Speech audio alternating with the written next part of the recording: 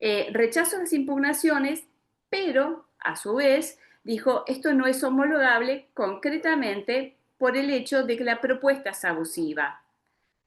Abre el primer salvataje, porque no nos olvidemos algo. Esta es la segunda vez que este procedimiento está transitándose. La primera vez el juez abre el salvataje, allá en septiembre del 2023, 2 años atrás. Luego la Cámara de Apelación a Reconquista homologa concretamente el acuerdo. Ese salvataje que empezaba a transitar queda sin efecto. La Cámara dice, hay que homologar porque hay que conservar la empresa viable, las fuentes de trabajo, principio que hay que tutelar, la protección del crédito cede en esta posición, y más que considera la Cámara, fíjense un dato que no es menor, que es un reproche de la Corte luego. La Cámara dice, ¿es homologación o es quiebra indirecta? ¿Por qué? Porque el salvataje no va a funcionar, porque el juez de primera instancia ya había abierto mínimamente, porque recién empezaba a transitar el salvataje, y la Cámara dijo, a la fecha hay 2 o 3 interesados, o sea, esto va a fracasar. Cuando llega a la Corte tiene otra mirada argumental, que no coincide con las 2 instancias previas. La Corte de Santa Fe que dice, no, acá lo que tenemos que tener en cuenta es la protección del crédito, porque ante la omisión de la categorización, les recuerdo, el resultado es la violación de la par condicio creditorum, concretamente para un sector de los acreedores, a los cuales se les da el mismo tratamiento que a los pequeños acreedores granarios, si se quiere, y determina la nulidad. ¿Y cuál es el reproche que la Corte le hace concretamente a la Cámara? Le dice, su visión es binaria. Recuerdo claramente esa expresión de la Corte de Santa Fe. Su visión es binaria. O es homologación o es quiebra indirecta. Y ustedes se están olvidando de la posibilidad del salvataje. Que la Corte tenía razón. Se está transitando viablemente en este momento. Ahora bien, y fíjense que la abusividad de la Corte, para considerar que la propuesta es abusiva, no homologable, no coincide tampoco con la primera instancia, no coincide con la mirada del juez, porque llega por otra vía argumental. Por eso cuando escribí el artículo para la Austral, justamente decía el sinuoso camino argumental, porque cada uno lo ve con mirada diferente. ¿Y por qué lo voy señalando ya en este momento que empezamos a transitar el salvataje? Tengan presente 2 cuestiones que se dan a la par y que nos estamos por ahí olvidando cuando hablamos de salvataje de Vicentín y parecía que ya va todo exitoso. Ojo, primero, no nos olvidemos que el salvataje es una segunda ronda de negociación, es una segunda etapa negocial donde la propia sociedad concursada va a tener el derecho de participar. Entonces, adelanto algo, terminada la evaluación y compitiendo en ese periodo de concurrencia, yo siempre digo acá, y Ariel va a entender lo que digo, la sociedad concursada, Vicentín, es el participante invisible acá de la segunda ronda, porque todo está puesto el acento en los terceros que ya están en camino rumbo a la segunda ronda. No nos olvidemos que la sociedad queda habilitada a participar por el solo hecho que haya un inscripto, con un inscripto que ya lo tiene. Entonces, adelanto algo, si seguimos en primer lugar este camino argumental de la Corte, la sociedad, si quiere participar, entre comillas, exitosamente en esta segunda vuelta, va a tener que categorizar. Punto de partida. Porque ya le dijeron, usted no puede seguir tratando por iguales a quienes no son iguales. Va a tener que categorizar, por más que es una facultad, y va a tener que ofrecer propuestas diferenciadas a estos acreedores, porque si no, corre el riesgo que le rechacen nuevamente la homologación, si ganara, porque acá, después vamos a ver al final, gana el que primero llega, concretamente. Y algo más que lo adelante, porque la etapa negocial me quiero referir al final. Tengan presente algo. En este espíritu de salvataje, a partir del año 2002, cuando se reforma este 48 que estamos estudiando, de la mano, yo siempre lo señalo de Anich y de Rivera, cuando se le permite a la sociedad concursada participar, que originariamente no lo tenía previsto, La posibilidad es para que logre alcanzar las mayorías que en primera instancia en su periodo exclusividad no había alcanzado. Eso fue un poco el espíritu de la chance de seguir participando y compitiendo en esta segunda ronda. Ahora, lo paradójico para mí este concurso tiene es que la concursada ya obtuvo y por amplia mayoría las conformidades a su acuerdo. Entonces, en esta segunda instancia, si quisiera, es una de las primeras que puede llegar con las conformidades, pero no bajo las mismas pautas, porque la Corte ya sentó un criterio. Y acá recuerdo algo, a su vez, la Corte, cuando nulifica el acuerdo, le dice a la Cámara subrogante que dicta un nuevo pronunciamiento. ¿Y qué dice la Cámara? Acato lo decidido por la Corte, que ya me sentó el criterio a seguir, máximo tribunal, no homologamos, porque si consideraron que era abusivo y abren el salvataje. ¿Qué les quiero decir? En la etapa concordataria, esto marca una línea argumental. Y me parece que no solo para la concursada, que ya está compitiendo, sino para los terceros que ya están, los querambistas que están en juego, porque no van a poder ofrecer las mismas reglas, porque no los van a homologar. Y el salvataje no se trata solo de una carrera en el tiempo de lograr conformidades, sino de que esa propuesta de tercero, supongamos que sea el caso, sea a su vez homologado. Eso es lo primero que lo comento teniendo en cuenta lo que ya veníamos viendo argumentalmente. Y algo más que marca un signo interrogante, que lo estuve consultando estos días. Ustedes saben que Vicentín interpuso un recurso extraordinario contra la sentencia de la Corte de Santa Fe. Esto está en queja actualmente ante la Corte Suprema de Justicia de la Nación. O sea, fíjense, por un lado, el salvataje ya está en su andamiaje, ya está transitando, ya tenemos los evaluadores, ya tenemos los inscriptos definitivos en el procedimiento, pero tenemos un signo de interrogación. Y yo me preguntaba, y lo pongo como signo de interrogación, eso lo veremos mucho más adelante, supongamos que la Corte Suprema haga lugar a la queja, empiece a dar curso a este salvataje y a la par este 48 siga avanzando. Supongamos un escenario, por decir así en fechas, si los plazos se cumplieran, un noviembre de este año con etapa concordataria y con tercero ganara. No podría hacerse, a mi entender, en mi posición, una transferencia al paquete accionario, concretamente luego la homologación, estando pendiente, concretamente, el recurso ante la Corte. La Corte Suprema podría decir, no, esto es totalmente, la propuesta de Vicentín en este marco era homologable, no era abusiva, y dar vuelta para atrás todo el procedimiento de salvataje con todo lo que ello implica. Y hay un punto más que señalo en este punto el recurso extraordinario que está ahí en queja en este momento. Fíjense un doble rol de la concursada. La concursada ya está participando, porque todos ya están participando en esta segunda vuelta. Ya todos están negociando, seamos sinceros, ya están todos en juego. Acá se está transitando el salvataje y la sociedad concursada está participando. Yo tengo para mí que está participando seguramente. Y del otro lado está participando con una queja ante la Corte. O sea, fíjense el doble rol que tiene la sociedad concursada en este momento, con una queja y participando de un 48. Pero insisto, sea lo que fuera que avance este salvataje, entiendo que si no se desiste de la queja ante la Corte Suprema o hasta que la Corte no se expida, tampoco se va a poder transferir el paquete accionario concretamente.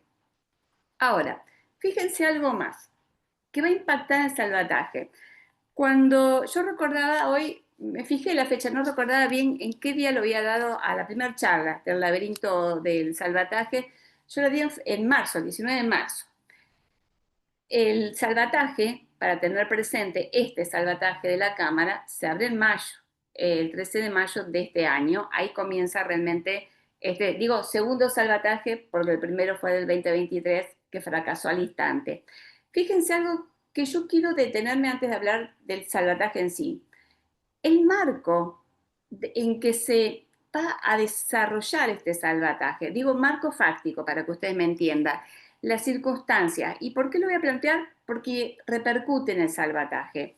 En el medio de estos meses, hasta que la Cámara resuelve, entre febrero, pronunciamiento de la Corte, si se quiere, y ahora, mayo, a apertura del salvataje, pasaron muchísimas cosas en el escenario de Vicentín. Se acordarán marzo y abril, concretamente, que por falta de liquidez no se le podía pagar el sueldo a los empleados, concretamente. Se les pagó escalonadamente, no sé si se acordarán que fue una puja. Las plantas estuvieron concretamente a punto de ser paralizadas, no se podía pagar la luz, Camesa le estuvo por contratar el servicio de suministro eléctrico, y todos estos son pasivos postconcursales que gravitan negativamente en cualquier salvataje. Lo que hemos estudiado salvataje sabemos que uno de los grandes y gravísimos problemas que tienen los salvatajes en Argentina son muchas veces los pasivos postconcursales. ¿Por qué razón? Porque se pagan al 100%, porque no son parte del paquete accionario concretamente que el cambista va a negociar en esta segunda vuelta. Este escenario de Vicentín de marzo, fíjense algo que dio lugar concretamente a que el juez tuviese que tomar medidas pero extraordinarias realmente, y la verdad ha trabajado de una manera pero realmente valiosa para lograr que el salvataje llegue con una empresa en marcha. Tuvo que ordenar la intervención de Vicentín. Recordarán que esto pasó en abril concretamente. Y ayer, en estos días, releyendo la resolución dictada por el juez de intervención, les recomiendo que lean el contexto, porque esto impacta en el salvataje. Y voy a decir en qué concretamente. Primero, surge del análisis concretamente que lo que él plantea, el juez, que se hizo una asamblea extraordinaria con la cual el resultado era no se estaban pagando los sueldos, cargas sociales, un pasivo, un mantenimiento mensual. Se habla acerca de 5.000 millones de pesos para pagar, o más inclusive ser, porque se habla de 1 o 2 millones de dólares mensuales para mantenimiento operativos de las, digamos, de las empresas tanto de Ricardones, San Lorenzo, Avellaneda, de cada unidad. No había liquidez en el momento que se ordena la intervención concretamente, y con un directorio que no solo, entre comillas, voy a utilizar la palabra técnica, había abandonado la gestión, sino que había decidido concretamente, de motu propio, inaudita parte porque parecía que los accionistas no estaban enterados, había decidido cerrar las 3 plantas concretamente. Y lo que se buscaba en ese momento, y por todos los medios, lo sabemos porque hasta la prensa siempre estuvo, era que las plantas continuaran, que las fuentes de trabajo se conservaran, que llegaran a un salvataje de alguna manera con empresa en marcha, para lo cual se tuvo que llegar a una intervención. No venían con una empresa intervenida. Y leyendo la resolución de intervención, veía que los pasivos postconcursales se ven agravados notoriamente desde diciembre del año pasado hasta ese momento. Insisto, estos pasivos postconcursales repercuten concretamente en el salvataje en quien los vaya a comprar porque no son negociables. El evaluador, ahora cuando presente su evaluación, los va a contemplar porque se pagan en un 100% concretamente. Y a la par, fíjense 3 cuestiones que surgen de esta situación de intervención, que es el salvataje está tramitando en este momento intervenido concretamente. Hay 3 cuestiones y 2 que ya se solucionan concretamente. Al separar la administración, al separar el directorio, concretamente, soluciona un problema que nosotros tenemos con otros salvatajes. Y yo lo mencioné en la charla pasada, concretamente, que es el abandono de la gestión que se da durante los salvatajes. ¿Por qué ustedes dirán hay abandono de la gestión? Esto fue un problema que siempre se pidió reformar en la ley concursal. Fue un silencio, una laguna legal, y Ariel lo recordará que en muchos congresos, cuando hablábamos de salvataje, inclusive en el año 2002, cuando se reforma, siempre quedó ahí algo pendiente a resolver. ¿Saben por qué? ¿Qué pasa? Y voy a dar un caso que uno de los más extremos. La sociedad concursada, cuando sabe que ya perdió, cuando sabe que no va a tener chances de ganar en la segunda vuelta, ya abandona la gestión, se desinteresa. Y digo algo más, independiente de cualquier responsabilidad que les quepa, Pero no es solo que abandona, no le pone la debida diligencia al buen hombre de negocios, lealtad que le correspondería hasta en esa última instancia, sino que genera tremendos pasivos postconcursales, porque sabe que no los va a pagar, porque sabe que ya no van a ser parte de lo que él va a tener que soportar como responsabilidad. Y el caso más extremo que yo recuerdo, que es todavía previo a la reforma, fue el del año 2000, el Hospital Ferroviaria, y me acuerdo las palabras de Fragapane, escuchar a Fragapane comentar que concretamente, y digo, ¿por qué más extremo? De abandono, porque el cuerpo directivo del hospital, en pleno diciembre, dejó de lado todo, no se pagaban los sueldos de médicos, enfermeros, etcétera. A tal punto llegó la crisis de este salvataje, concretamente, que casi se evacúa el hospital, concretamente. No se olviden que había unidades de terapia intensiva que necesitan atención urgente, no era solo la clínica médica. En pleno enero, Ferroviaria tuvo, la jueza que estaba a cargo en ese momento de feria, remover el directorio y nombrar, antes había un comité de crisis, una intervención urgente. Lo veo hoy como un caso extremo y hubo muchos más, concretamente, Ariel recordará, pero es un problema que tiene el salvataje. Bueno, acá, gracias a esta medida tomada anticipadamente por Fabián en abril, ya es un problema menos, porque esto ya llega intervenido. Concretamente, insisto, más allá de cualquier eventual responsabilidad societaria, penal, que les tocará a aquellos viejos directivos concretamente. Y comento algo más, porque recién yo les decía que de esa propia resolución surgen los tremendos pasivos postconcursales. Piensen algo más. Pasivos laborales privilegiados postconcursales, lo que no es un dato menor, el pasivo laboral.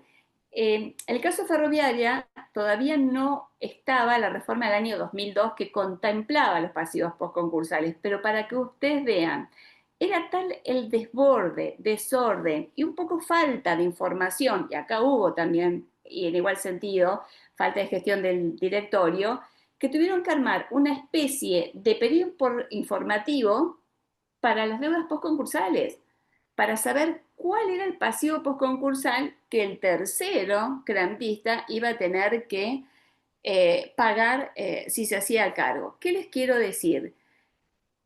En este escenario que va desde el fallo de la Corte hasta que se abre el salvataje, miren todo lo que ha pasado. Lo único, y también tomo en cuenta lo siguiente, a favor de Vicentín y el tránsito, este que está en este momento, es que se pudo lograr también con la participación de otras empresas nuevos contratos de fasón, surge que la operatividad de la empresa está garantizada hasta finales de diciembre, con lo cual para todos está bueno, se pagaron los sueldos. Y una cuestión más que me pareció muy interesante en esta instancia, salvataje, que permite llegar a buen éxito, sea en manos de quien sea. Tomó medidas anticautelares el juez en esa misma resolución de intervención que fue gravísima, por eso digo, a quien le interese, esto fue la medida del 22 de abril, si no me equivoco concretamente, porque todas estas medidas se disponen ahí. La anticautelar que dispone, por lo que había pasado, entiendo, fundamentalmente con Camesa, es que ningún servicio público o privado, ya sea electricidad, suministro de gas, telecomunicaciones, informática, etcétera, les sea interrumpido. Y esto es fundamental para que la empresa pueda continuar operando. Los servicios continúan más allá de la deuda postconcursal, que es otro cantar. Impide también al Estado Nacional o Provincial, si ustedes quieren ARCA o el API, embargar, tomar medidas cautelares, lo que me pareció también muy buena, una muy buena medida, no la había visto en otro salvataje, por eso lo pongo de resalto, me pareció una medida, la verdad, para la empresa, para que puedas continuar muy buena, por lo siguiente, podrán continuar con sus ejecuciones postconcursales, pero en lo inmediato, por ejemplo, el ARCA, AFIP, que embarga cuentas corrientes bancarias, concretamente no lo van a poder hacer. En ese contexto es que llegamos a mayo, donde se abre este registro de interesados. Insisto, ¿por qué lo comento? Porque en todos los salvatajes que venimos transitando tenemos esos tres problemas. ¿Quién administra la empresa durante este procedimiento, esta etapa? Segundo, ¿qué hacemos con estos pasivos postconcursales enormes? Y tercero, el tema de la empresa en marcha. Y yo acá solo recuerdo algo. La reforma del año 2002 ya solucionó un tema. La empresa puede estar paralizada.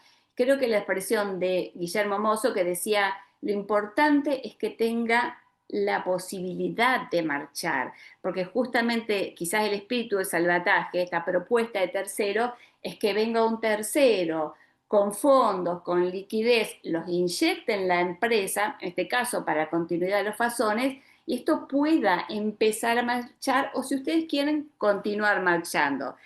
A raíz de esto, de alguna manera, el escenario ha cambiado un poco, concretamente en este tránsito. Ahora bien, ¿qué es lo que está pasando ahora?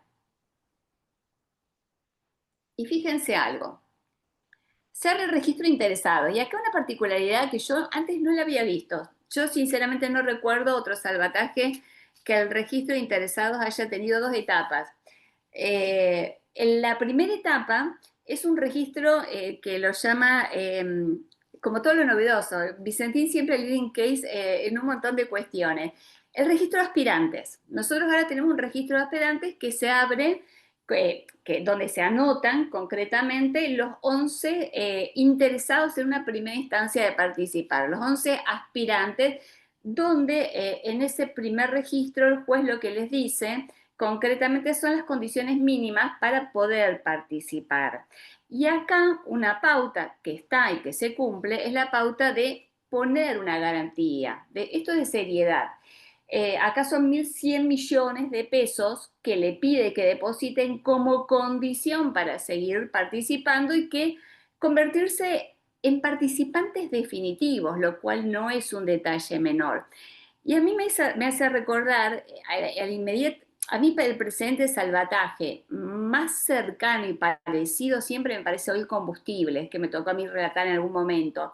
Oil Combustibles tuvo, cuando el juez abre el registro de interesados, concretamente, por una serie de pautas, y recuerdo que las consideraciones del juez del combustible, salvataje que fracasa, apuntan a dar seriedad en esta negociación, que sea seria, que sea transparente y habla de moralidad.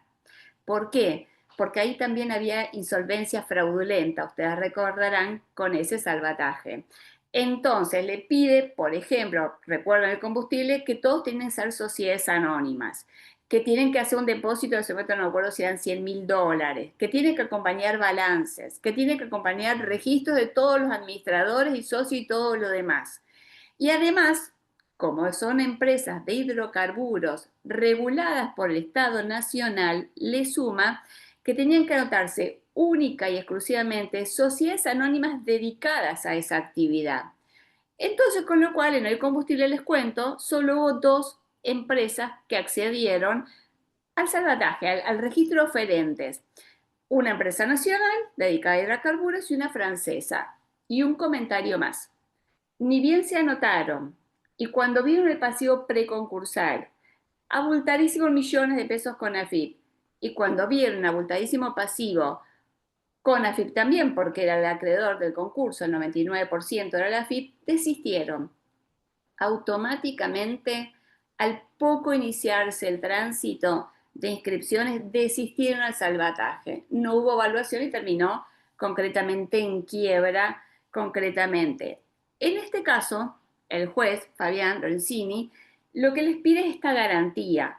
No vi otro recaudo en el registro de, que ellos llaman de aspirantes, ese recaudo para seguir participando. No les permite cauciones, y les ordena de alguna manera que a los 3 días habilita la feria, incluso. Esto pasa en la feria, cuando se habilita el registro definitivo.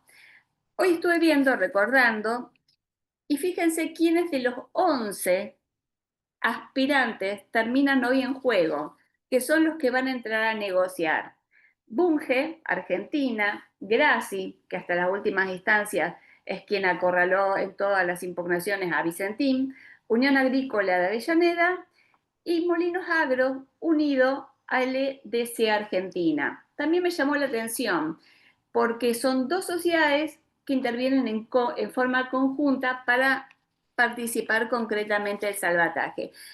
¿Qué les quiero decir? Los inscriptos definitivos ahora son del 14 de julio en concreto, son los que van a estar habilitados. Y en esa resolución, por eso digo, nunca había visto esto de ser aspirante a salvataje, me pareció muy particular realmente, y para quedarse al definitivo y participar. En esta resolución se ordena, obviamente, las publicidades edictales, todo lo demás, y se da la claridad de noticiar a los acreedores que solo van a poder negociar con ellos, porque una de las cuestiones que hay que tener presente es esto: solo van a poder negociar los acreedores con la sociedad concursada, que ya está habilitada de por sí, es la participante invisible de este salvataje, y concretamente con estos ya inscritos concretamente en forma definitiva del salvataje. Ahora, en la primera resolución, y algo que me llama un poco la atención, y voy a decir qué es lo que yo veo de las aristas de la evaluación, cuando se establecen las primeras pautas para participar del salvataje, ya se nombran los evaluadores. Y si se cumplen los plazos, lo cual sería inédito en un salvataje en Argentina, lo vuelvo a repetir, nosotros la semana que viene tendríamos que tener ya la presentación de la evaluación. Y sobre la presentación de la evaluación y algunos parámetros quiero señalar algunas cuestiones. Creo que es el 27 de agosto, si mal no recuerdo, que se debe presentar el informe. En todos los salvatajes que hemos visto hasta ahora, nunca se cumplieron los plazos, nunca. A mí me tocó participar, siempre lo recuerdo, en la Cortiembre Yoma, el salvataje en La Rioja, de haber sido 10 años atrás, ya prepandemia, porque la casa auditoría era gente conocida mía, tardaron casi un año para determinar lo que era la empresa, también con un descontrol administrativo y un abandono societario. Pero ¿qué les quiero decir? Usualmente es raro porque el plazo de evaluación, según el 48, es de 30 días hábiles judiciales. Si se cumpliera, sería realmente un hallazgo. Sí es cierto, yo me quedé pensando, no sé si va a haber prórrogas, lo veo a Alexis por ahí, que Alexis está más en contacto con el juzgado, me podrá decir, si no se pide prórroga, que es lo habitual, y si se cumple, empezaremos a transitar la etapa final de evaluación, que es observaciones por 5 días. Y aclaro algo, estas observaciones, téngase presente, nada más, no son consustanciación para que cualquier interesado que quiera señalar algo lo plantee, y viene la resolución final del juez, que es inapelable, que marca el valor final concretamente. Esto ya está en tránsito. Por eso les digo, si se cumplen los plazos, nosotros ya en un mes más, supongamos septiembre, ya tendríamos que estar hablando de que se viene la segunda ronda, la ronda negocial. ¿Por qué puedo presumir que en este caso podrían cumplirse los plazos? Porque ya hay evaluaciones previas.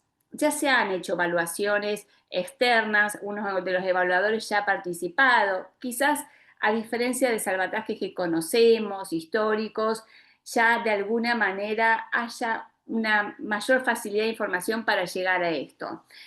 Y a mí me da algo muy particular. El juez, en la primera resolución, a eso me refiero, cuando nombra a los evaluadores, da a entender mínimamente el cronograma, que me voy a referir a algo de la etapa negocial, pero entender que quien deposite, bueno, esa plata, los 1.100 millones de pesos depositados, se pierden. El que perdió en el juego pierde un 25%, porque eso se afecta a las publicidades, gastos del concurso, lo que es razonable en un salvataje.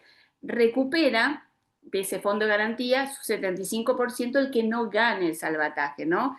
Concretamente, pero da a entender el cronograma, y acá hay una parte que nos estamos olvidando, que si hay valor positivo, que yo creo que va a ser valor positivo de la acción, luego de la homologación, el tercero ya se convierte en dueño. No, nos estamos olvidando de una etapa muy importante de salvataje, que es la segunda evaluación.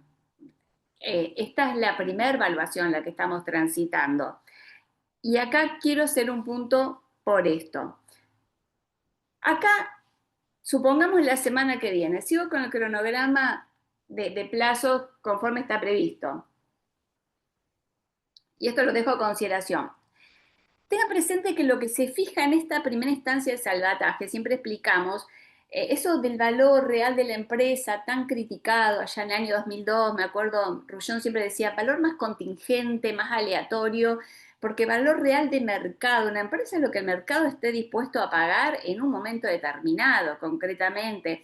Se ha discutido mucho, me acuerdo con Anich, en los congresos, con Vítolo, con Ariel, del valor real. En definitiva, ahora lo que se tiene que determinar es el valor de la cuota o acción social. ¿Cuánto vale la cuota? Eso me puede dar un valor positivo o me puede dar un valor negativo. ¿Y en qué influye lo positivo o negativo? En quién gana y en la segunda vuelta para ver, supongo, si gana un tercero, concretamente si se tiene que o no pagar algo al viejo socio, al viejo dueño. Yo lo voy a explicar muy sencillo.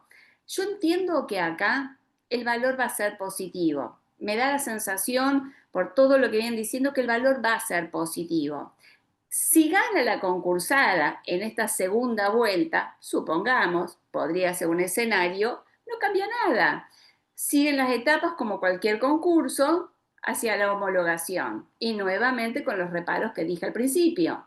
Control sustancial del acuerdo.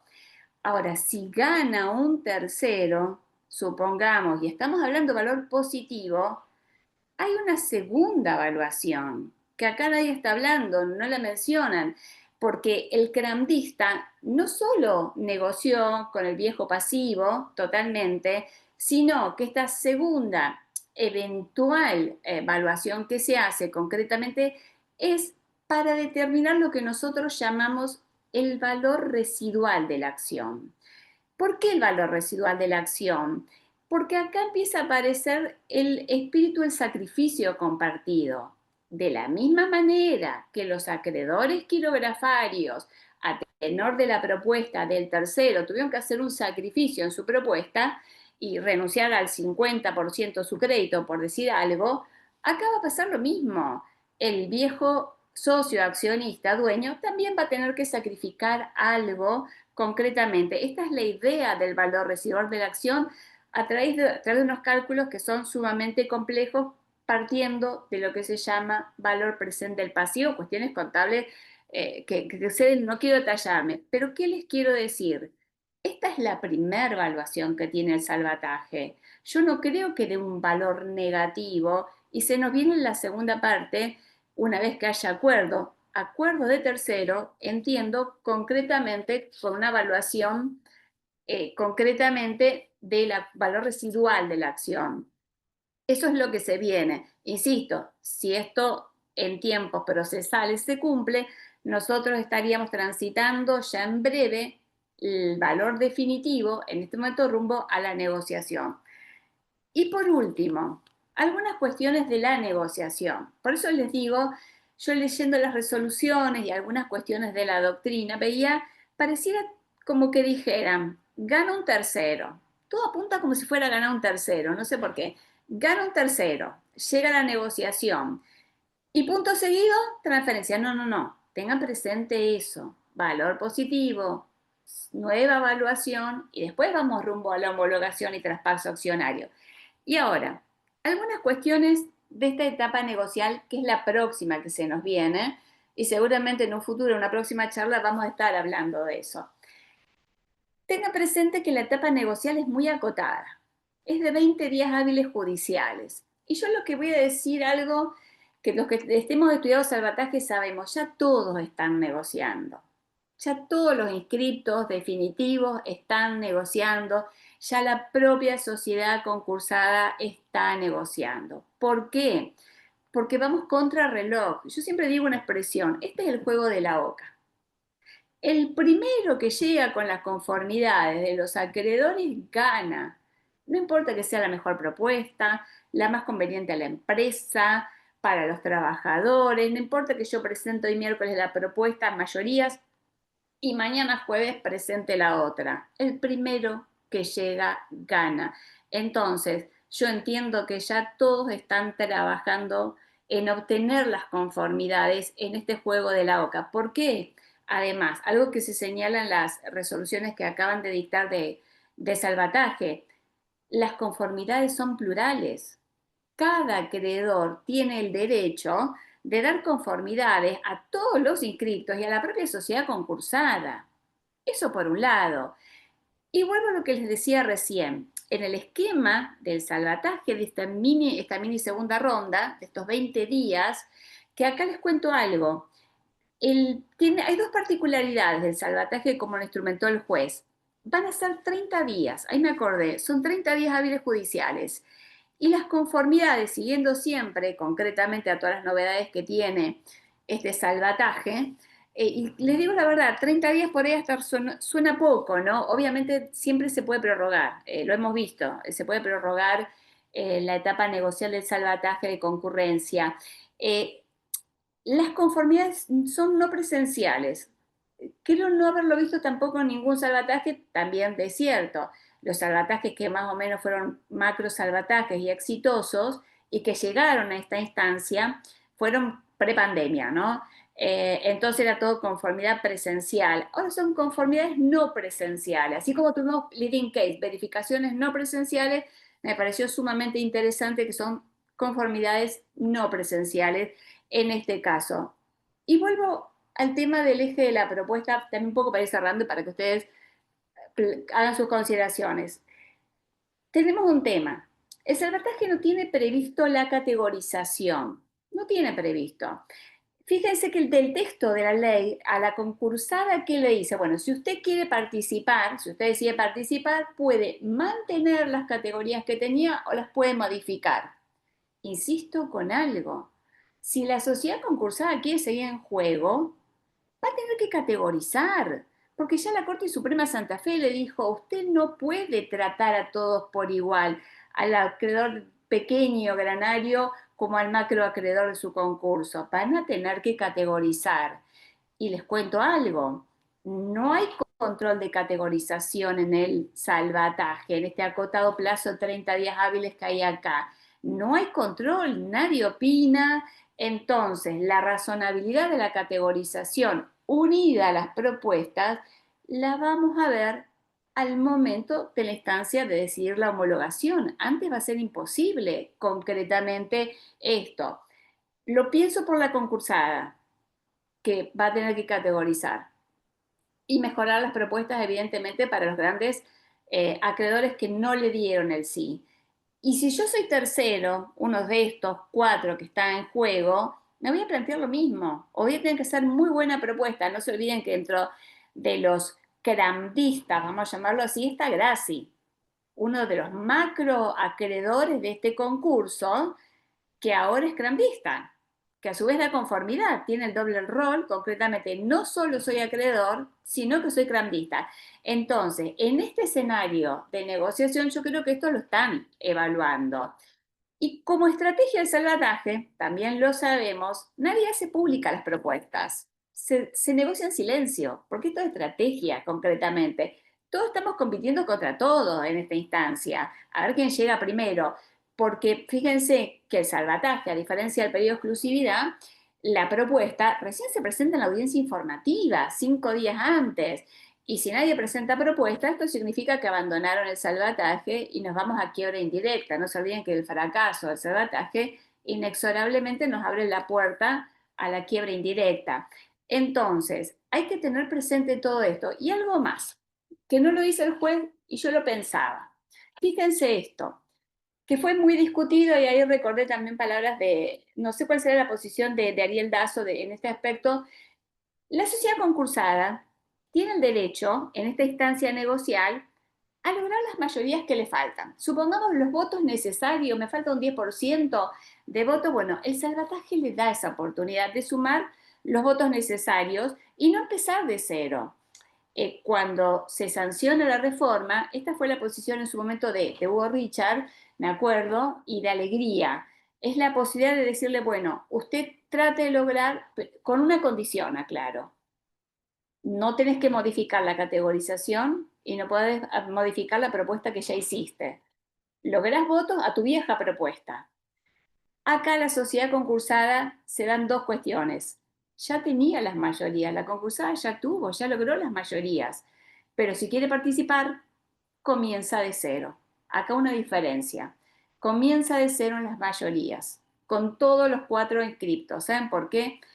Creo que no hay manera que la sociedad concursada gane el salvataje si no categoriza, si no trata su pasivo de manera diferenciada. Se lo dijo la Corte, el juez no le puede homologar, no le va a homologar. Y un comentario más, lean la primera resolución de inscripción de salvataje que hace el juez, la provisoria, vamos a llamarla así, donde ya les adelanta a los crandistas, y no me parece un detalle menor, me pareció muy interesante, les dice: tengan presente ustedes que el parámetro de abusividad, razonabilidad va a ser tenido en cuenta. Y estoy hablando del registro provisorio de aspirante. El juez de entrada con todo tino le está diciendo: miren, anótense, esto va a tener seriedad y esto va a ser evaluado a tenor de lo que la Corte Suprema viene diciendo de Santa Fe, a eso me refiero en cuanto a eso. Entonces, ¿qué les quiero decir? La concursada en la etapa negocial arranca de cero. A diferencia de otros salvatajes que nosotros conocimos en la historia, arranca de cero y compite de igual a igual con todos. Si los terceros quieren categorizar, y van a tener que ya pronto empezar a presentarlo en el concurso también. No tienen obligación. La ley concursal no le dice presente la categorización y después cuando usted quiera, antes de la audiencia informativa, presente su propuesta. Hay muchos signos de interrogantes realmente. Hay muchos signos de interrogantes que se vienen en esta etapa negocial y en la etapa de evaluación. Un comentario más que no lo mencioné en la evaluación. Otro problema de los salvatajes en cuanto a lo que el tercero se enfrenta, que tiene que pagar, no solo son los pasivos postconcursales, son los pasivos ocultos.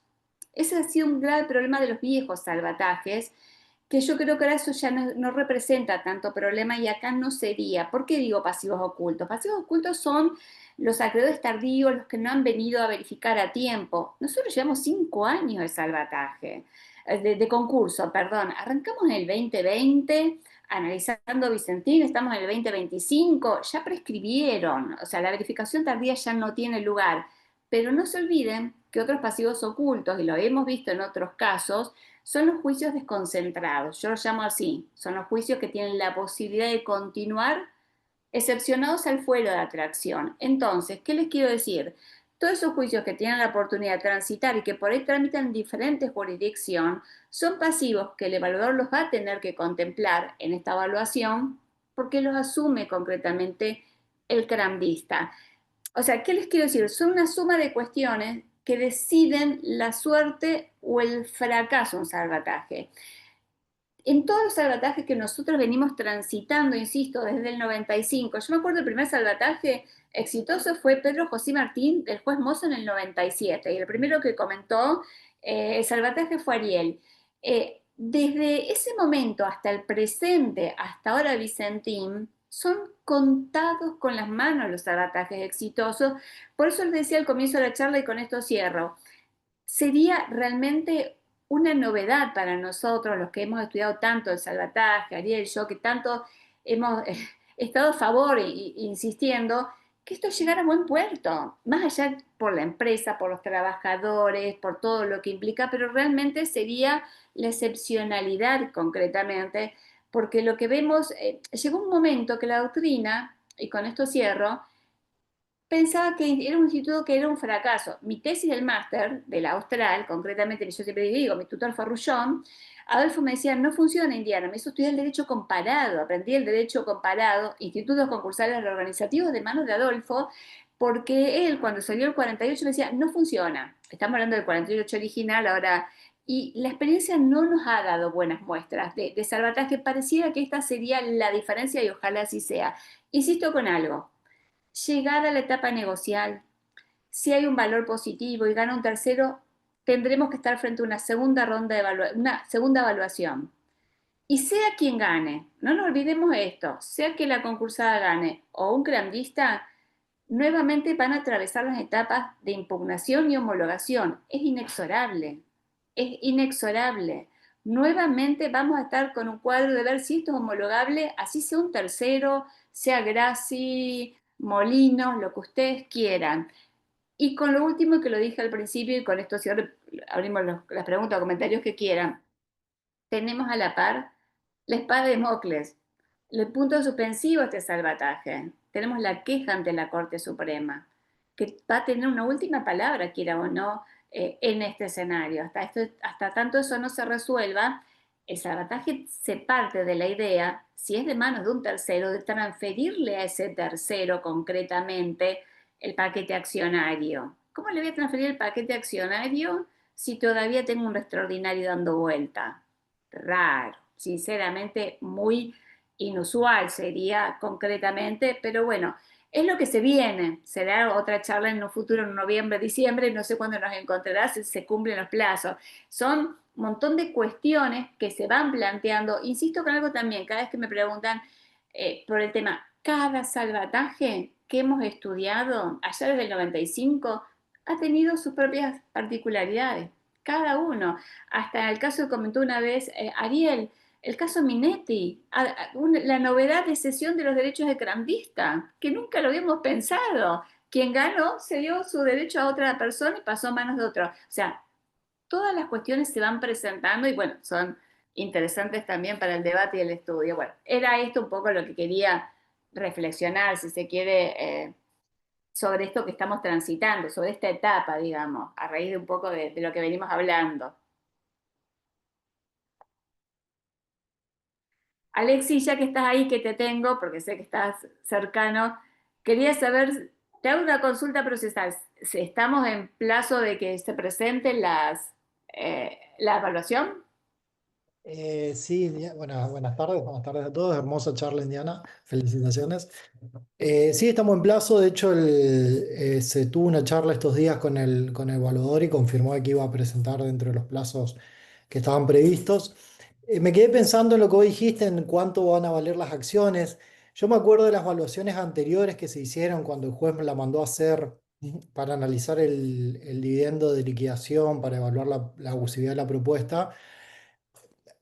Los valores estaban bastante lejos del pasivo concursal en ese momento. Creo que, si mal no recuerdo, la mejor valuación que hacía, la mejor de las dos, estaba alrededor de los 480 millones de dólares, que es mucho, pero mucho menos. El pasivo creo que estaba alrededor de 1.300, era bastante más bajo.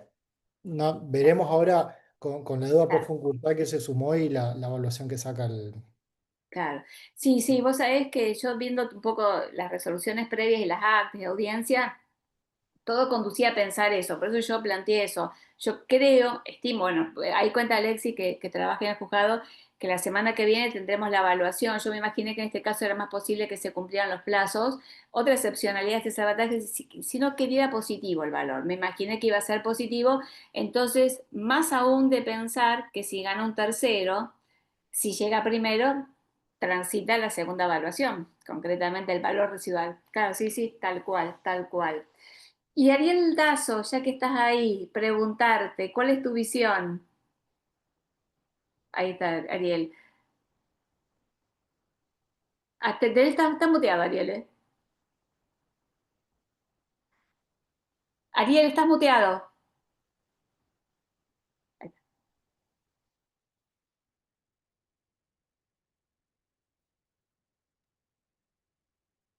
está.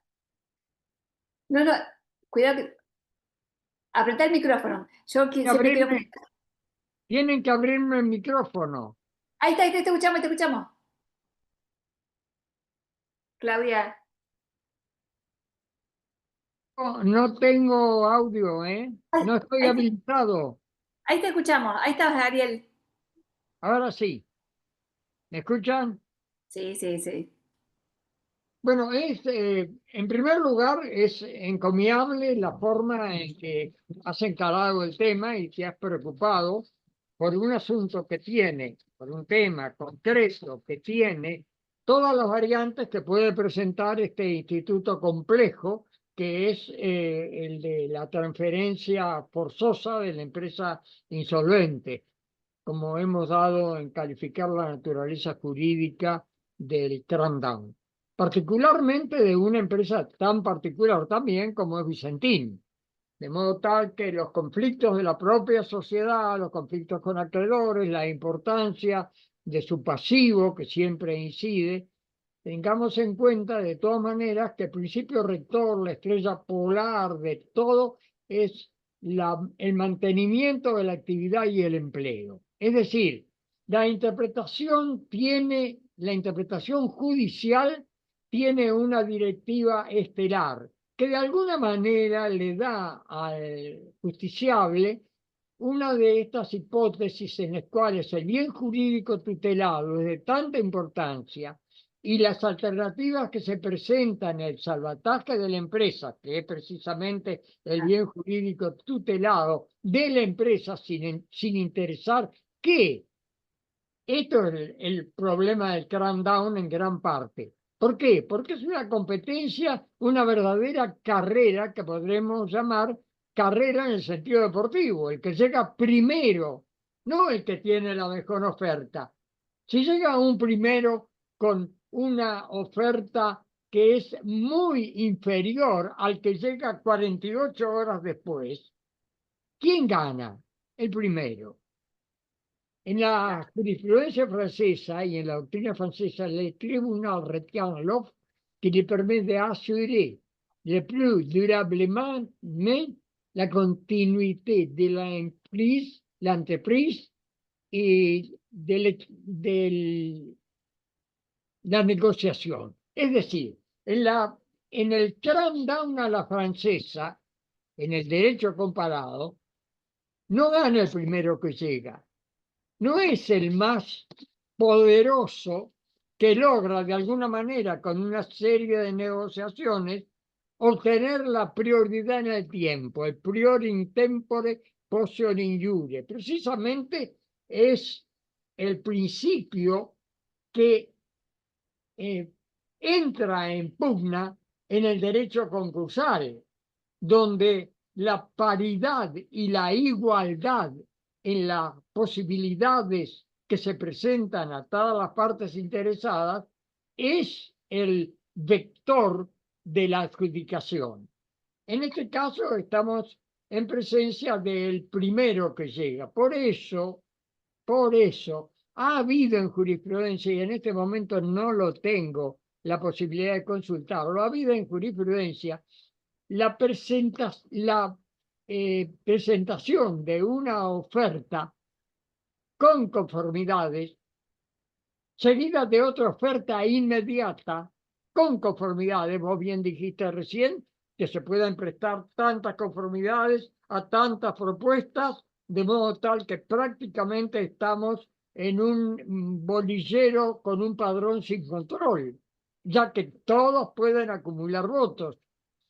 Y se da en esta circunstancia una opción de la ley por el primero que llega, siendo que con una mínima diferencia o aún alguna diferencia perceptible, pero partimos de la posibilidad de alguna mínima diferencia, se llega con una propuesta superior, con una mejor propuesta, ostensiblemente superior. Se me escapan los detalles. Ya existe esta jurisprudencia. Buscala, Indiana, y en todo caso te voy a ayudar a buscarla, porque Sí. fue sumamente interesante. Me parece que el caso se llamaba Marcas. En Veo este ahí, momento. El Mm. caso es de una sociedad que se llamaba Marcas. Me pierdo en los detalles. El tribunal y también en la época de esto, no menos de 5 años. Y, Prepandemia. hola. Prepandemia, digamos, antes del 19 fue marca, no Sí, hay... sí, posiblemente antes. Y en Bien. todas estas circunstancias queda de relieve que en un tema tan delicado estamos sobre la base de un sistema que prioriza al tiempo. Bien es cierto que mucho vale el tiempo en todas estas circunstancias, pero lo prioriza en tiempo de una manera absoluta, de manera que una mejor propuesta, incluso de una posibilidad analizada desde el punto de vista meramente subjetivo, es decir, desde el punto de vista del sujeto que hace la propuesta, queda postergada. Entonces, hay para el tribunal, de todas maneras, siempre existiría para el tribunal una posibilidad de interpretación en torno a postergar al primero que llega, siendo que el que llega después con las propuestas de todos los acreedores tiene una mejor propuesta, que es lo que realmente interesa a todos los interesados, particularmente al sector acreedor, al sector pasivo, al sector que tiene la expectativa. En este sentido, el cram-down tiene aspectos que deben ser mejorados. El tribunal tiene argumentos siempre para colocar una interpretación contra el eje, y esto está enseñada por el derecho comparado y la doctrina universal, cuando la razonabilidad, la justicia y en una última instancia, algo más delicado y que pertenece al derecho anglosajón, la equidad aconseja o determina una solución distinta, aun cuando adversa a la ley. Claro. Sí, sí, Tema fino. sí, entiendo el punto, entiendo el punto. Estaba pensando qué pasaría según lo que vos planteás, yo también lo pienso, ¿no? Si quizás con diferencia de un día, como vos decís, lleva una mejor propuesta en segundo lugar. ¿Qué tema, no? Porque es contra Legend, tal cual, como vos lo planteás. No sabía que había un antecedente, sinceramente lo voy a buscar, pero realmente qué difícil. Y me imagino, también me imagino el escenario del primero que llega, va a decir, no, la ley es clara, la ley dice que el primero que llega y yo siempre está eso. Como dice Ariel, una de las grandes críticas fue cómo estuvo regulado. El primero que llega, no importa si es la mejor o la peor, ¿no? En derecho comparado, y en este sentido, siempre el derecho comparado es, como dije recién, una estrella directiva. No es, desde luego, de aplicación obligatoria, ni mucho menos, pero el derecho comparado va marcando los caminos. Y recuerdo una sentencia que es del Tribunal de Minsk, Alemania, que se funda en la doctrina de la Corte de New York. Fíjense ustedes lo que es el derecho, lo que es la posibilidad de fundar una sentencia sobre la base de la doctrina de un tribunal extranjero, de un alto tribunal que tendrá todo el prestigio que ustedes quieran, pero que tiene otra ley. Sin embargo, en función de esa cita, aquel tribunal de Minsk, Alemania, estableció la prioridad que también tiene la legislación francesa.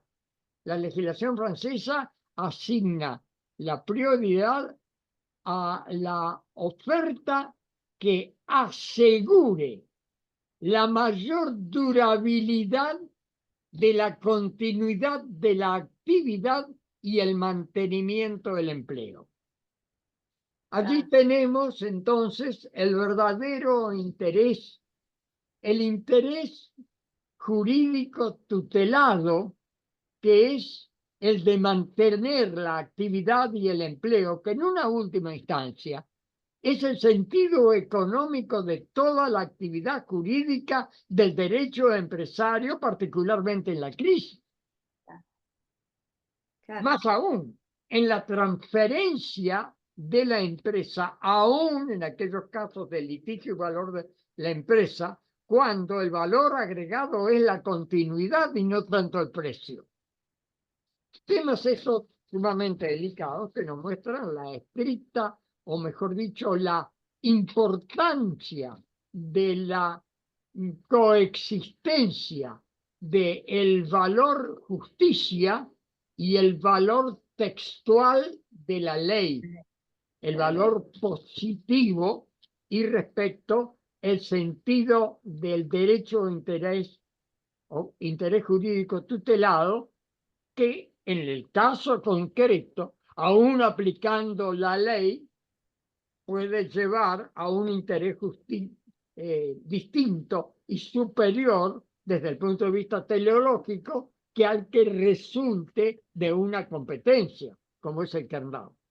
Como es el sabotaje, sí, tal cual. Eso es lo que nos vamos a enfrentar en breve, sí, porque si los tiempos se van cumpliendo, vamos rumbo entonces a la segunda etapa negocial, a la segunda ronda. Hay que ver también concretamente la posición de la propia sociedad concursada en este escenario. Hay Va que a ver tener un desafío sumamente interesante totalmente, para, totalmente. para el juzgado, para el tribunal, para Sí, la sí, sí, justicia. sí, sí, sí. No, es excepcional todo lo que se ha transitado, por eso al inicio de la charla, yo charlando con Claudia y con Santiago, que coordina el instituto, decía, seguramente nos encontrarán en octubre, noviembre, charlando nuevamente de las nuevas instancias de salvataje, porque realmente es la saga. Nosotros decimos la saga del acuerdo, pero tengo también mi duda si esto podrá ser exitoso hasta tanto no se expida la Corte Suprema de la Nación. Yo no creo que Mm, se puede, Es no sé si posible, sí. es posible, El problema es que la Corte no tiene tiempos, ¿no? no tiene tiempo. Y acá está todo transitando en plazos muy razonables. Ese es el tema también, que nadie lo pondera, porque todos se olvidan, salvo que la sociedad concursada desista de su recurso extraordinario, lo que no se ve todavía en este momento como cercano en el tiempo, que vayan, pero bueno, son todos signos, por eso yo me parece muy interesante todas las instancias muchos signos interrogantes, ¿no? Para compartir. Sí. Indiana, una pregunta, ¿será constitucional que la Corte no tenga tiempo? Creería que no, no debiera ser así, menos en Me un caso parece que es hasta antinatural, ¿no? así, y más en un caso así, que estamos hablando de salvataje de empresas, conservación de empresas viables, puestos de trabajo, con todo lo que implica, porque no es algo, acá los tiempos urgen. Tanto urgen los tiempos, Ariel, por un poco lo que comentábamos, de las medidas que tuvo que tomar el juez, intervenirla, tomar anticautelares para que no se le paralizara todo. Nosotros sabemos que los salvatajes con pasivos postconcursales millonarios y paralizados van rumbo al fracaso. O sea, la Sí. experiencia lo demuestra. Pero por eso habrá que ver qué pasa con todo esto, porque insisto con algo, a todos se le pierde de vista, pero a la parte que tenemos el recurso extraordinario ahí pendiente como una espada de Damocles, indefinida en el tiempo, la sociedad concursada está participando, ¿no? En este salvataje, ya están trabajando las negociaciones. Vos coincidirás conmigo que ya están todos entre bambalinas buscando votos, como, con los Sí. políticos, están en campaña ya, es verdad. Ahora te quiero hacer una pregunta respecto al caso concreto. ¿Cuál ha sido, si lo hubo, Sí. la intervención de la cooperativa de trabajos de la empresa? ¿Actuó? No, me parece que no, mínimamente no. Participó en todas estas asambleas y todo lo demás, pero no. En, ¿Vos a qué te referís? No, pero tiene acceso. en muchos procedimientos de esta naturaleza, en función del 48 bis, Sí, la cooperativa de trabajo ha tenido una intervención dirimente. Ya sabemos que la cooperativa de trabajo es una institución de una estructura típica societaria bastante compleja y mira, que te cuento muy a algo. menudo, muy a Claro, menudo es el medio elegido por capitales, y digo capitales para ser concreto, por intereses de tipo económico, siempre está el interés económico, pero también políticos, sí, porque acá en no, una, no hubo anotados, yo no me surge de la documental y todo, resoluciones que haya participado una cooperativa, pero recuerdo, por lo que vos decís, que cuando fue Oil Combustibles hubo un intento de una cooperativa de trabajadores que quería participar y después dijo no.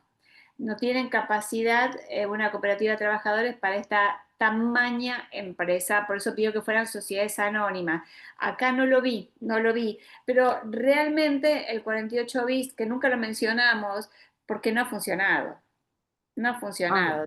Desde su implementación en el 2011 hasta la fecha, yo soy muy crítica del salvataje cooperativo, el 48 cooperativo, porque son macro concursos donde, salvo que atrás haya alguien, como vos decís, Ariel, trabajando, ya sea de lo político, sindicatos, como he visto en quiebra, la cooperativa de trabajadores ante estas situaciones no tienen chances, digamos.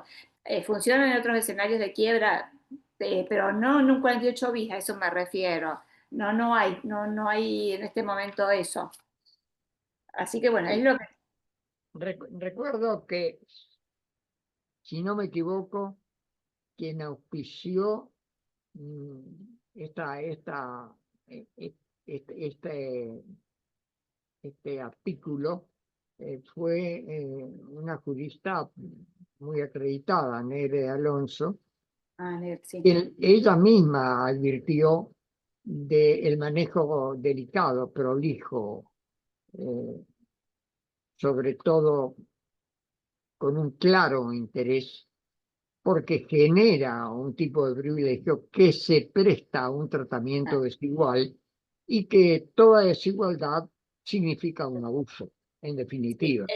Los fallos que Técnico. hay, solo comento para que no sepa, de cooperativas de trabajadores, concretamente los que han funcionado, algunos son en quiebras muy puntuales, continuación de la empresa en quiebra, y tenemos muchos fallos de cámara, justamente de fraude, concretamente Ajá, rechazando ventas directas y todo por fraude. Eso en quiebra, digamos, y en 48 bis no hemos visto hasta el presente funcionando realmente, pero yo creo que es por el tamaño de las empresas que llegan a salvataje. Uno, el combustible o Vicentín son parámetros para que quede claro más o menos el escenario. Imagínense el caso ferroviario del hospital. Es imposible realmente en estos... sí, fue un acuerdo medio... Acuérdense que la reforma del 2011 que importa el 48 bis fue muy laboralista. Fue pro ellos, ¿no? Pro trabajadores y nos insertó ese 48 bis que quedó ahí. Me parece que quedó como una ficción porque nunca funcionó. Claudia, no te queremos hacer tampoco la coordinadora. No, por favor, sí es un gusto. solo quiero hacerte Sí, una doctor. observación final. En este caso, y vos bien lo has tratado y lo has desarrollado, y posiblemente sea quien mejor conoce todos los detalles de este caso, detalles que en este caso no son meros detalles, porque todo lo que haga a la particular naturaleza de la importancia de este asunto merece un conocimiento muy particular y muy profundo. Pero lo cierto es que esto también obliga a pensar un poco en algo que nosotros no tenemos y que está diferido directamente a la interpretación judicial, y es la distinción en el derecho positivo de que se trate de una gran empresa en el que esté involucrado el interés general en el mantenimiento de la empresa de una manera tal que hasta el orden público aparezca comprometido por su magnitud respecto de aquella otra que puede ser mediana empresa con otro alcance o bien simplemente pequeña empresa, sin que sea menester la intervención del Estado a través de la expropiación, etcétera, etcétera, cuando ocurre políticamente una necesidad de que este Estado intervenga, porque toda intervención en el mundo de la economía del Estado que no sea la libertad económica es distorsiva en una última instancia de toda la actividad, o mejor dicho, de todo el interés económico plausible y positivo. Sí, tal cual. Sí, sí, sí, sí, lo comparto. Lo comparto. Y me hiciste acordar que otra de las cuestiones que acá también tiene solo un comentario, un contacto con el combustible, que esto se ve en la resolución de intervención.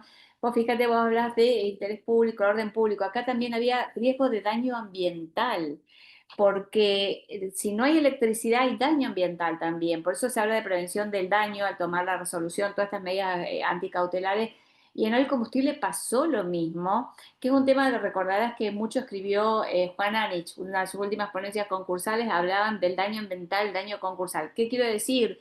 Que todas estas mega empresas, mega concursos, trascienden un montón de cuestiones concursales realmente, ¿no? Sea de quien venga al salvataje, bienvenido sea por todo lo que implican, sea de mano de un tercero. Entiendo que el panorama todo apunta a que podría ser un tercero crambista, ¿no? Por ahí el que gane este juego. O la sociedad concursada, si puede quedarse. No hay como un escenario para que la sociedad concursada pueda ganar esta segunda ronda, pero bueno, también son hipótesis, hay muchos intereses de por medio también, todos lo sabemos y se verá concretamente ahora en la negociación, en esta etapa que se nos viene en breve. Creo que si todo se cumple, en octubre estaremos hablando de la etapa negocial y el primer cambista que llegue con conformidades, como vos decís, mejor propuesta. Y algo que vos decís, Ariel, lo da a entender el juez. ¿Por qué? Porque un poco dice, se anotarán los inscriptos, el primero que llegue, pero no obstante, el que llegue en segundo lugar o conformidades se tendrá presente. Y yo pensé, ¿por qué lo está señalando en esta resolución diciendo, bueno, que también llegó con sus conformidades? Porque también el control de legalidad para homologar también es otro tema. Entonces, o por ahí si el primero que llegó, lo que vos decís, puede que el juez pondere bajo este parámetro que la segunda propuesta que llegue, con conformidad a eso me refiero, sea la mejor y la más conveniente. No es lo que dice la ley, pero coincido con lo que vos decís, lo más ajustado de derecho para todos, ¿no? Para todos, concretamente. Una Indiana, sí, perdón, al- si puedo aportar algo y a raíz sí, de lo que explicaba el sí, doctor Razo, sí, yo creo que el gran problema, sobre todo en la legislación argentina, que lo hemos tratado un montón, es la falta de exigencia de un plan de explotación empresarial por parte de los cramdistas. Porque si se limitan los cramdistas a presentar una propuesta de reformulación de pago, de reestructuración de deuda, el juez más que saber qué propuesta es mejor, o sea, qué propuesta de pago es mejor, queda como medio en limbo de saber si es realmente la mejor medida o el mejor plan de explotación empresaria o si lo quiere comprar para cerrarse y quedarse con su cuota de mercado, que es en el ejemplo más extremista, pero que sin embargo podría darse tranquilamente, ¿no es cierto? Y sí. ahí me parece que hay como una gran ausencia en el derecho argentino. De hecho, a Vicentín el juez se lo tuvo que pedir 3 veces al plan de empresa para que lo presente. Y la Cámara le tuvo que decir, señor empresa, se la tiene que presentar porque se la pide el juez que no lo diga la ley. Entonces es Sí. como, ahí quedás como medio con pocas herramientas para esa evaluación. Bueno, Alexis, vos lo que comentás, el juez de hoy combustible, un recaudo que les dio los inscriptos a los que se anotaron, que tenían que tener un plan de empresa, en base a lo que vos estás planteando. Porque en el derecho concursal comparado, que tanto menciona y ha estudiado Ariel, los institutos concursales reorganizativos parten del plan de empresa. El Y vos salvataje sabés que, parte de un plan Indiana, de que en el Cramdon original se pedía, en la apertura del Cramdon original, después cuando se reformuló es verdad. En septiembre lo pidieron. Es exacto. Después con la reformulación de Cámara, que se reformularon los plazos, no se pidió porque en aquel momento los interesados habían manifestado que tenían muy poco plazo y muy poco conocimiento para presentar un plan de empresa sólido. Entonces el juez en esta oportunidad decidió sacarlo para no entorpecer el interés. O sea, es que Pero eso me bueno, llamó la esto que sí te atención. quedás sin herramientas. Porque en el primer salvataje había visto plan y ahora digo, ¿Sí? estaré equivocada, no, pidió plan y ahora no, digo, qué raro, ¿qué habrá hecho cambiar? Claro, ahora lo entiendo. Y voy a Sí. decir algo, todos los que escribimos de plan, yo escribí un montón de ponencias de plan durante muchos años porque tomaba el derecho comparado y decíamos, hay Ujú. algo que también escuché que me decían, el derecho concursal, nuestra ley no le pide plano al concursado, ¿por qué le vamos a pedir un tercero? ¿Se dan cuenta? O sea, el plan tendría que estar de entrada ya, si ustedes quieren, como se da en el derecho comparado. Y acá, ¿por qué le pedimos un tercero? Sí, y de hecho, Graciaville hace una advertencia muy interesante porque él dice, no se le pidió al concursado, obviamente tampoco el tercero, pero en la quiebra sí al síndico, para ver O si a la la empresa puede seguir cooperativa, o funcionando. a la cooperativa que se llama proyecto O de la explotación. cooperativa. Si yo cada vez que escribo el tema del plan, digo, el único plan que existe realmente empresa, en nuestra ley concursal es en la quiebra en 190. El artículo va al síndico, el lugar menos indicado porque es quiebra, Exacto. pero es una realidad. Claro, Sí. acá no hay plan. En esta instancia, bueno, es una cosa que yo he visto, bueno, es cierto, también a lo acotado de los plazos y todo lo demás es lógico, y la falta de información y todo lo demás, pedir plan, bueno, plan siempre también, quien hablaba de plan era Hugo Richard, él siempre Ujú. decía, hablando de la responsabilidad de los administradores societarios y todo, todos tienen que tener plan, pero Hugo decía, tiene que haber plan en el artículo 11 de entrada, Ah, un poco, ¿no? Entonces, cada vez que yo hacía plan me decían, pero che, Indiana, si ni la entrada a la sociedad concursada presenta plan, ¿por qué le pedimos al tercero que viene a negociar con un pasivo? Entonces, bueno, sí. es lógico. Pero sí es cierto, vos fíjate que los nuevos salvatajes han pedido nuevos recaudos para que sean serios los salvatajes, porque Ariel recordará, yo les cuento una anécdota, que no sé si es una expresión de Ariel. Cuando en el 2002 se reforma la ley, con esto la anécdota, la novedad que teníamos, analizando la 25589, de mano de Juan Arich y Rivera, era que la sociedad concursada podía participar con una sola condición, que se anotara alguien, un solo inscripto. Entonces se Claro. decía, bueno, si al día quinto se anota, no hay nadie, ¿qué va a hacer la sociedad concursada? La tía abuela, creo que la expresión de Ariel, va a anotar a la tía abuela para que se anote. Si total no hay recaudos. Y con eso la sociedad concursada entra en una segunda etapa de negociación, quizás para conseguir las conformidades. Bueno, entonces que ahora se le exija al crambista un depósito, una garantía o lo que fuera, y es lógico, es razonable, hablando de razonabilidad, ¿no? Me parece excelente.